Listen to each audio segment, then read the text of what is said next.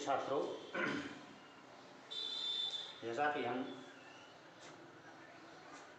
परिवहन के बारे में पढ़ रहे थे, तो हमने आपको सड़क परिवहन और रेल परिवहन के बारे में पहले बता दिया है। आज हम इसी परिवहन क्रम में आगे बढ़ते हुए एक नए परिवहन व्यवस्था के बारे में पढ़ेंगे। इसे नाम दिया गया है पाइपलाइन परिवहन। पाइपलाइन परिवहन। तो पाइपलाइन परिवहन का उपयोग किन क्षेत्रों में किया जाता है, तो आपको पता होगा कि पाइपलाइन का परिवहन का महत्व अधिकांशतः तरल पदार्थों को एक स्थान से दूसरे स्थान पर भेजने के लिए किया जाता है, क्योंकि तरल पदार्थों को सड़क के माध्यम से एक स्थान से दूसरे स्थान पर ले जाने में थोड़ी सी कठिनाई होती है, समय व्यय होता है, धन अधिक खर्च होता है। इसलिए पाइपलाइन परिवहन की व्यवस्था विकसित की गई है। इसके माध्यम से विदेशों से होने वाला जो व्यापार है, उस व्यापार को पाइपलाइन ने आसान बना दिया है। तो हम आज इस पाइपलाइन के बारे में पढ़ेंगे। पाइपलाइन परिवहन का एक ऐसा माध्यम है जिसके द्वारा ठोस पदार्थों को तरल पदार्थों में बदलकर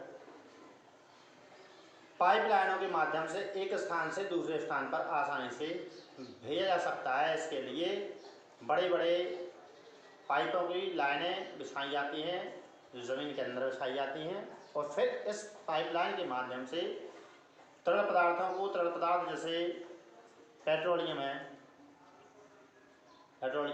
है, डीजल है, मिट्टी का तेल है, गैस है, इनके माध्यम से पाइपलाइन के माध्यम से इनको एक स्थान से दूसरे स्थान पर भेजा जाता है। आइए इसके बाद हम चर्चा करें पाइपलाइन का जो महत्व है वो क्या है। बाद में पाइपलाइन का महत्व क्या है, तो सबसे पहला बिंदु है तरल पदार्थों को एक स्थान से दूसरे स्थान पर भेजने में काफ़ी सहायक होती है पाइपलाइन। फिर पाइपलाइन को बनाने में या चलाने में लागत काफ़ी कम आती है, इसमें कम खर्चा होता है, इस दृष्टि से भी है महत्वपूर्ण है। साथ में पाइपलाइन में हानि या नुकसान है वह ना के बराबर होता है। पाइपलाइनों के बनने के बाद, एक बार बनने के बाद यह काफ़ी लंबे समय तक चलती है, सुचारू रूप से चलती है। साथ में यह ज़मीन के अंदर होने की वजह से लंबे समय तक सुरक्षित भी रहती है, इसलिए इसमें हानि नुकसान ना के बराबर होता है। आइए अब थोड़ी सी हम दृष्टि डाल लें भारत में जो पाइपलाइन व्यवस्था है, पाइपलाइन का जो नेटवर्क है वह किस प्रकार का है। तो भारत में पाइपलाइन का नेटवर्क, तो भारत के प्रमुख क्षेत्रों को इन पाइपलाइन के माध्यम से तरल पदार्थ तेल पेट्रोलियम भेजे जाते हैं। तो इसमें सबसे जो पहला नाम है वह है असम। असम राज्य में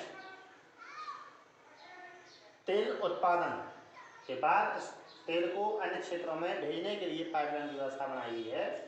यह पाइपलाइन गुवाहाटी से निकलकर बरौनी इलाहाबाद के रास्ते कानपुर तक जाती है।